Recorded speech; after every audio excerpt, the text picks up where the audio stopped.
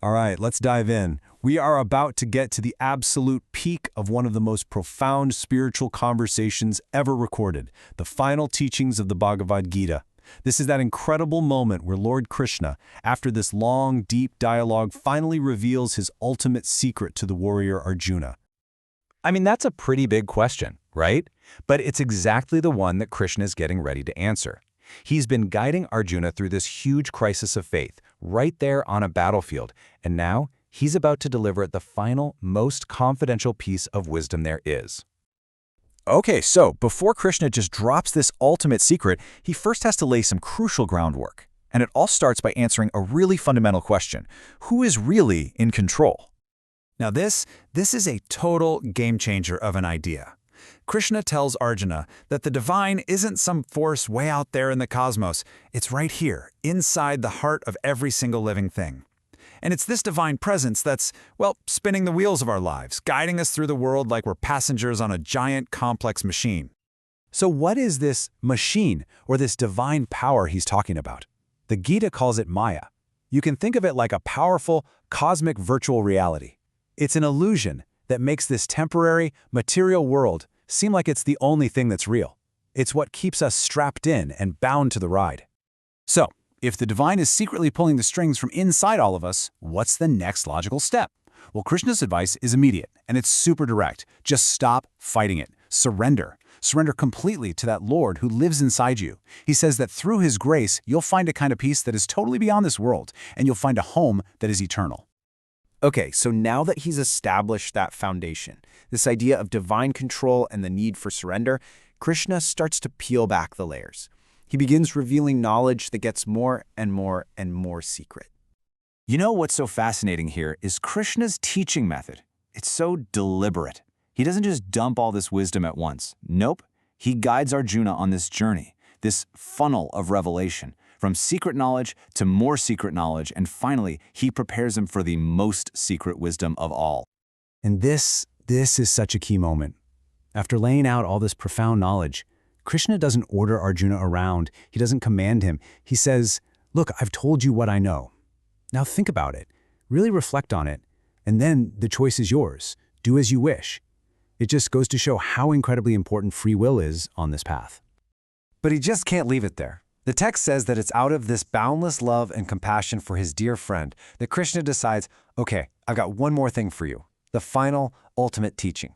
He literally calls it the most confidential of all secrets and says he's giving it purely for Arjuna's own good.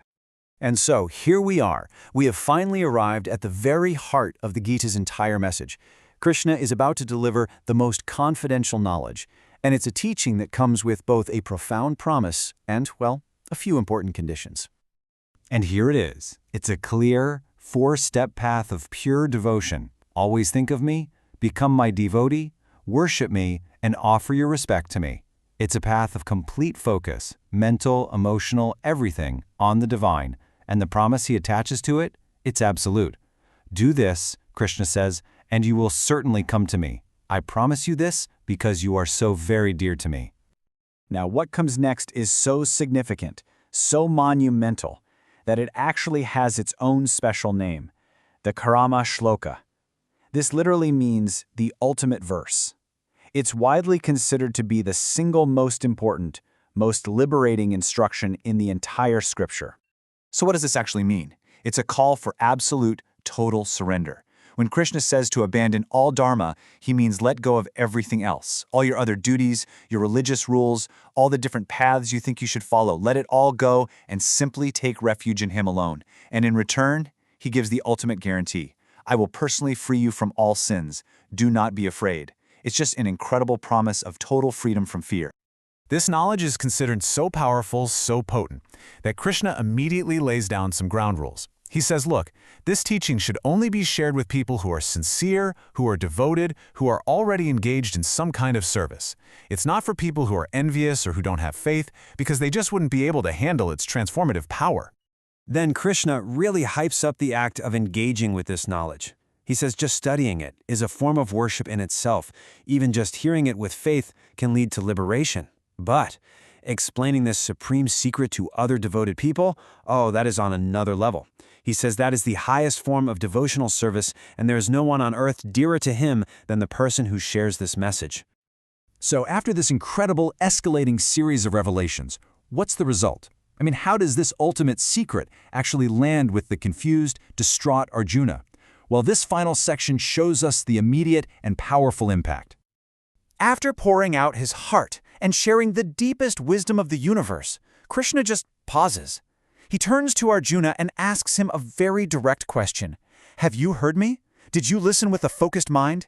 Is your confusion, the delusion that started this entire conversation, is it gone now? And Arjuna's response shows that the teaching was a total, complete success. He answers with such clarity, such confidence. My delusion is destroyed, I am now firm, free from doubt, and I'm ready to act on what you've told me. The transformation is absolute. And then we get this amazing shift in perspective. The camera pulls back to Sanjaya, the narrator who's been relaying this whole battlefield conversation to the blind king, and Sanjay is just completely overwhelmed. He says that hearing this sacred dialogue was wonderful and thrilling, and that simply remembering it makes him rejoice over and over and over again. And that brings us to the final, thundering verse of the entire Bhagavad Gita. Sanjaya's ultimate conclusion is a timeless formula for success. Basically, wherever you have the divine master of wisdom, Krishna, united with the dedicated, skilled agent of action, Arjuna, you are guaranteed to succeed. And not just victory on the battlefield, but opulence, power, and righteousness. It's a conviction, a certainty. And that leaves us with a final thought to reflect on. The Gita ends with this incredibly powerful promise of triumph for anyone who aligns their actions with a divine purpose. So the question for us is pretty clear, isn't it? Where in our own lives, in our own battles, big or small, could that same alignment of our skill with a higher purpose guarantee our victory?